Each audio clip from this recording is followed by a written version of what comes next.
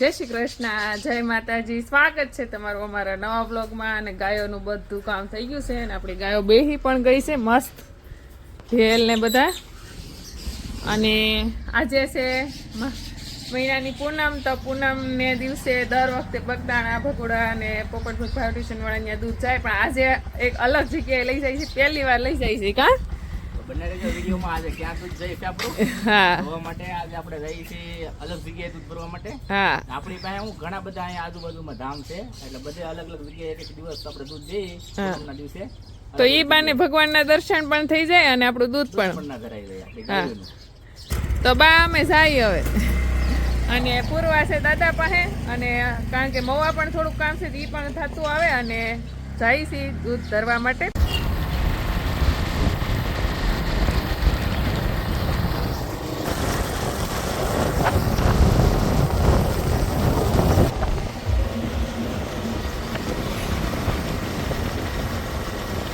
આ છે કરસાળનું દવાખાનું. હા, મોટા મોટી હોસ્પિટલ છે સદભાવના. પોગી ગયા છીએ આપણે કોટડામાં.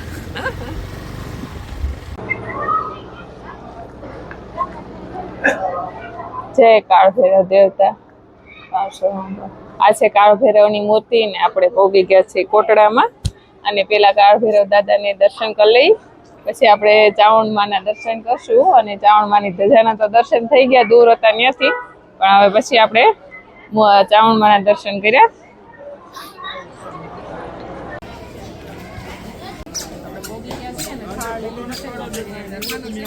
શ્રીફળ વધારે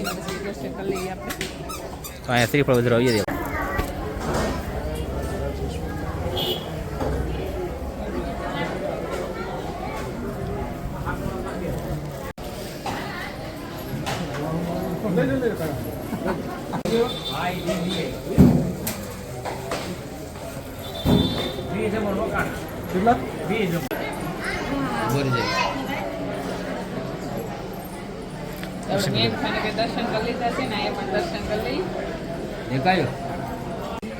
દર્શન કરી જાય તે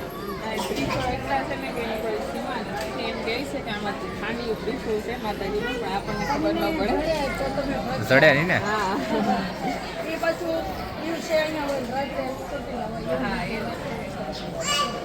એટલે આપણે તો કાંઈ જાણતા નથી, ખાલી માતાજીના શરણોમાં ગઈ નમન કરીએ કે બીજું તો શું કરીએ. તો આપણે ચાના રસોડે આવી ગયા છે. હું કોટડા જ્યાં મંદિર છે ત્યાં ચાનું રસોડું છે. તો નીચે પેલા આપણે પૂછી ગઈ હતી, કારણ કે પેલી એટલે ખબર નથી કે પેલા તો ઈ જ ખબર નથી દૂધ કોટડા રાખશે કે નહીં, પણ રાખે છે. અને શાના રસોડે જ દેવાનું હતું. તો શાનું રસોડું ઊંચે અહીંયા મંદિરની પાસે છે, જમણ ભોજનાલય નીચે છે. તો ત્યાંથી ભોજન ના લઈથી આપણે થાળ લઈ લીધો છે, માતાજીને ધરી દીધો છે. શાના રસોડે આપણે દૂધ પોગાડી દીધું છે, અને હવે ચાની પ્રસાદી લઈ લઈ. આમ તો આપણે પીતા નથી, પણ પ્રસાદીમાં લઈ લઈ. ઘરે આપણે ચા બનાવીને પીને તો આપણને ન ભાવે, કારણ કે આપણને ટેવ ન હોય. એટલે પણ આ પ્રસાદીનો ચા એટલો મીઠો લાગે, અસલ પ્રસાદી જ લાગે માતાજીની. કોટડા આપણે દર્શન કરી લીધા અને પછી આટો મારી લીધો, અને હવે આપણે પ્રસાદી લેવા માટે બેસી ગયા છીએ. તો અત્યારે પ્રસાદી લઈ લઈએ. જમી લીધા છે, અને આ ભોજનાલયની દિવાલ છે. અને આમ તો માતાજી ચામુંડાની સમગ્ર ભારતને ખબર છે કે ચામુંડાના ઇતિહાસની, પણ તો પણ છતાં જ્યાં જ્યાં માતાજીના સ્થાનક છે ત્યાં કયો એનો ઇતિહાસ છે એ બધું જો આ ચિત્રમાં બતાવ્યું છે માતાજીનું. તો આવી રીતના 12 વર્ષ યુદ્ધ હાલ્યા હતા, ઘોર સંગ્રામમાં મૃગલો બાદશાહ તૂટી પડ્યા, તેથી માતાજી વારે આવ્યા હતા. એવા બધા ઘણા બધા એના પરચા છે માતાજીના.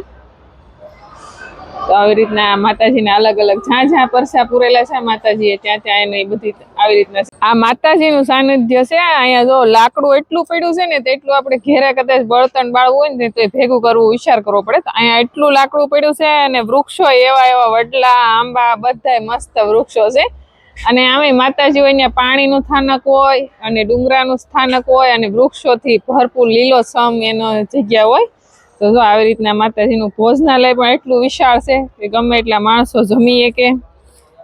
તો આપણે જો માતાજીનો પ્રસાદ પણ લઈ લીધો, દર્શન કરી લીધા, રમકડાની ખરીદી કરી લીધી. અને માતાજી જો અહીંથી ધજાના દર્શન થાય છે. આમ પણ માં જ્યાં બેઠી હોય કે ડુંગર ડુંગરો હોય, ધાર હોય, એની માથે બેઠી હોય ને કાં દરિયા કિનારો હોય ને કાં નદીનો કાંઠો હોય. તો અહીંયા જો દરિયા કિનારે માતાજી બેઠી છે. તો દરિયા અત્યારે બપોરનો ટાણો છે, ઘરે હોય ને તો તડકો લાગે, પણ અત્યારે જો ટાઢો મસ્ત પવન આવે છે.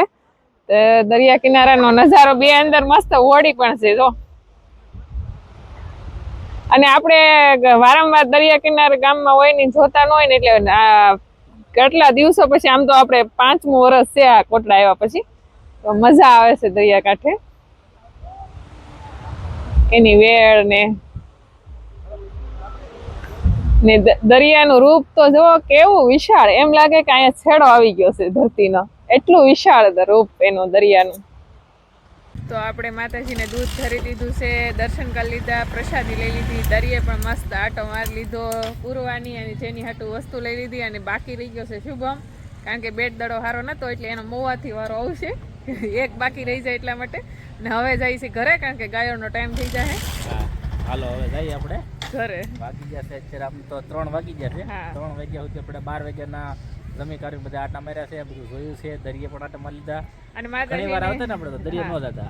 અમે જ્યારે આવતા ને ત્યારે દરિયે ન જતા, કારણ કે અમારે મોડું થઈ જતું, માલનો ટાઈમ થઈ જતો. પણ આ વખતે આટો મારી આવ્યા હતા અને માતાજીને પ્રાર્થના કરી કે વારે વારે અહીંયા આવવાનું થાય, દર્શન કરવાનું. દર્શન વારંવાર થાય એવો માતાજીની પાસે પ્રાર્થના. તો વાગી ગયા છે, આમ તો 3:30 વાગવા આવ્યા છે, 10 મિનિટની વાર છે. અને પૂર્વા હુતી છે, ઊંઘમાલી જાગી ગઈ છે. અને પૂર્વાને બતાવીએ આપણે કે શું કરે પૂર્વા. હું છે આ? હે બાવ છે?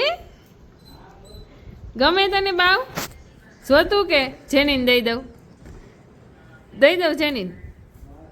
નથી જોતું તો લાવો લઈ લો. નથી જોતું ને? જેનીન દઈ દઉં ને? હાલ, મારું નાનું નાનું બાવ છે હો, મારું બાવ છે, મારું બાવ છે. પૂર્વા કાંઈ મૂળમાં છે નહીં, કારણ કે ઊંઘમાં છે. સાક્ષે જેનીશા આવશે પછી એને ખબર પડશે કે આ બાવને રમાડવું કે નહીં, કે કારણ કે ઓલા નાના ઢીંગલા છે ને પૂર્વા બહુ રમાડે, એટલે એની માટે મોટી ઢીંગલી લેવી. જોતું બાવ, જોતું હે? અરે નથી જોતું? નહીં નથી જોતું, લ્યો એને કાંઈ વાંધો નહીં. બીજું દીવટિયું, કંકુ, જે કાંઈ ઘરમાં વસ્તુ જોતી હતી બધું લાવ્યા છે, ગૂગલ ને એવું. અને પૂર્વા ઢીંગો લીધો, જેની એસવી હાટું 2 પર્સ નાના નાના લીધા. તો આપણે કોટડાથી તો બપોરે 3:30-4 વાગે ઘરે પહોંચી ગયા હતા, અને અડધી કલાક આરામ કર્યો, અને સીધા પછી માલ દોવાનું શરૂ કર્યું હતું. તો અત્યારે હવે એક ગંગા બાકી છે ને એક આપણે ઓલી ગાંડી બાકી છે, બાકી બધા દોવાઈ ગયા છે. એને ગાંડી નો થયો. કેમ? એ તો એને આપણે ખીજવા હતું કે બાકી રિયલ નામ ગાંડી નથી, પણ એ કરે એવું જ તે ને, એટલે એને કહેવું પડે. આપણે એને ગાંડી કેવી ન હોય, ગમે એવું કરે, પણ છે તો ગાય ને. ગાય છે, ગાય માં કહેવાય.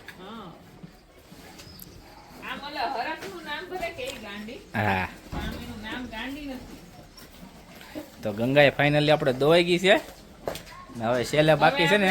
તો ગંગાની વાસળી હાવ દુબળી રહી છે, એટલે બસ ઝાઝું દૂધ વાસળીને પાઈ દઈ છે, અને થોડુંક જ આપણે મીઠું કરી. પણ એને તું ઝાઝુ દૂધ પાને તોય એને હવે વળ ન ઉકળે, કારણ કે પહેલા જે માંદી પડી છે ને, એટલે જેવી આપણે આ વાસળી થઈ કે નહીં, આવી કરવી હોય ને તો ન થાય એમ. એનું મેઇન કારણ તો થોડુંક એ છે કે જ્યારે શરૂઆતમાં આપણે 3 મહિના ફૂલ દૂધ પાવું પડે ને, જ્યારે ગંગાને જેટલું બધું દૂધ નહોતું, હા, એટલે આપણે ઓછું પાયેલું એટલા માટે. બાકી વાસરું જલમીને 3 મહિના જે દૂધ પી લે એની એકેય વાસરું ન આવે. બાકી તમે ગમે એટલો ખોરાક કરો ને, ગમે એટલું ખાણ ખવડાવો, ગમે એ કરો, તો એ વાસળું કરમી ન થાય જેવું થવું જોઈએ ને એવું. એટલે પેલા સ્ટાર્ટિંગના 3 મહિના સુધી તો દૂધ પી લીધું હોય વાસળું એ, તો એ એકદમ નરવું થઈ જાય અને એનો વજન પણ વધારે વધે. એટલા માટે એને આપણે સ્ટાર્ટિંગના 3 મહિના હોય ને એમાં દૂધ એને વધારે પાવું જોઈએ, જેથી કરીને એનો ગ્રોથ પણ સારો થાય અને વાસળું એકદમ કરમી થાય. અને પછી તમે એને ખાણ ઉપર લઈ લો કે પછી ઓછું દૂધ પાવો તો હાલે. એટલા માટે આપણે સ્ટાર્ટિંગના 3 મહિના સુધી તો વાસળુંને દૂધ 2 આસળનું પૂરેપૂરું આપવું જ પડે. અત્યારે તો આપણે 1 મહિનાથી સુધીમાં તો વાસળી માંદી પડી ગઈ હતી, જ્યારે મહિના દિન થઈને ત્યારે, એટલે પછી એનો ગ્રોથ જે થવો જોઈએ થયો નહીં અને હુકાતી ગઈ. અને હવે જો આપણે એને દૂધ પાવાનું પૂરેપૂરું શરૂ કર્યું છે, જોઈશી કેમ થાય છે એમ. હવે તો ગાયું દોવાઈ ગઈ અને માલ પણ પવાનું શરૂ થઈ ગયું છે ત્યારે.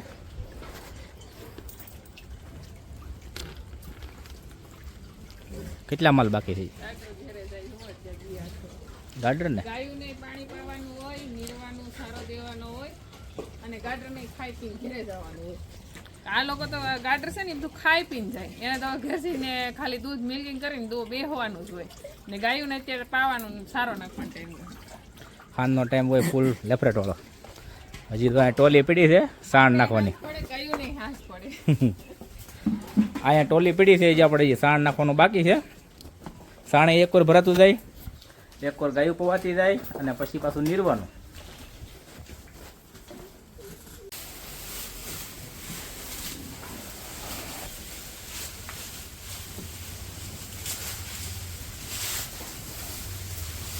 સાંજના 6:30 નો સમય થઈ ગયો છે અને દિવસ પણ આથમી ગયો છે. આપણી ગાયોને જો પાવાનું, ખાણ દેવાનું, મિલ્કિંગ કામ અને સારાનું કામ બધું પૂરું થઈ ગયું છે.